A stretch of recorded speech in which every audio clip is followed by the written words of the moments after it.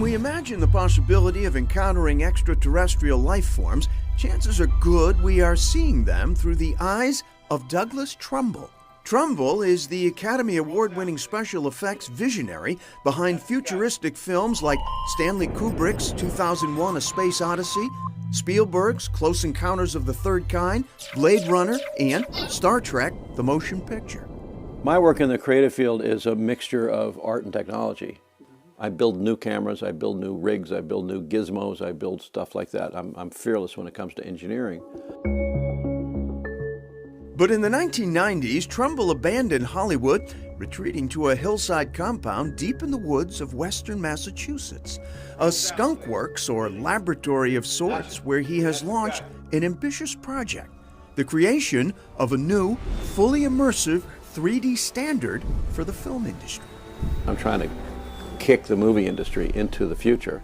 If totally revolutionizing an art form from the ground up weren't enough, Trumbull also manages to find time for his personal passion.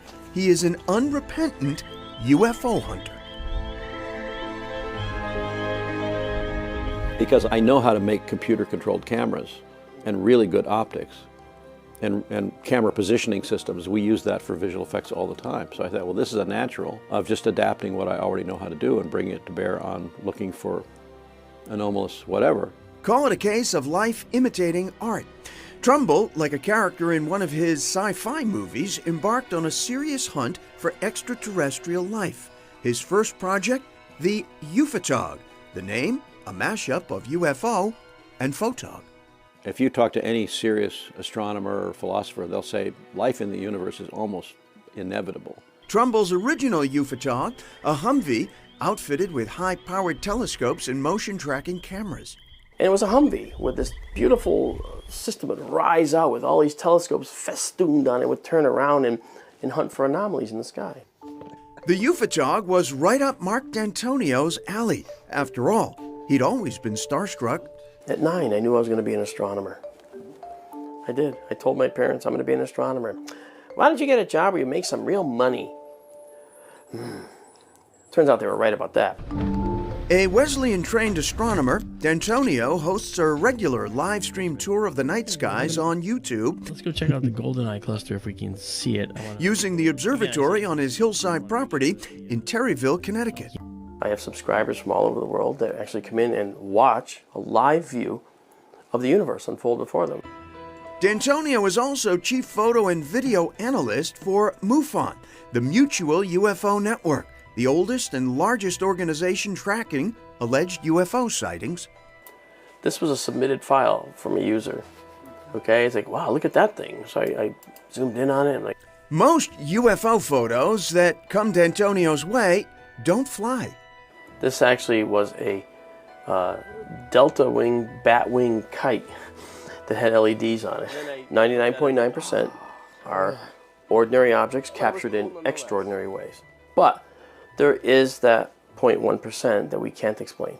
That's why D'Antonio was so excited to learn about Doug Trumbull's UFO project. Trouble was, Trumbull's mobile observatory was hitting some bumps in the road. Even though it was automated and everything, it was just one camera, one telescope, one location, and the whole thing had just become untenable. And so that's when Mark and I started talking about the next generation. The result, the UFO 2, renamed the Aerial Anomaly Detection System. We kind of mutually came to the same thought. Why don't we shrink this down and remove it from a vehicle, make it a platter, like a serving platter that people can use and maybe even put in their own backyards. 8 high-res cameras, GPS positioning, multiple sensors to be placed in the desert, on mountains, anywhere under the infinite sky. And we're designing one for the ocean too. If it all sounds a bit, well, starry-eyed, Douglas Trumbull would like to remind you that NASA is focused on the very same objective. It's all about finding life in the universe. All these Mars probes are about finding life on Mars. It's all about life. And so I think that it's an inevitable thing, and I'd like to find out what it is before I'm gone.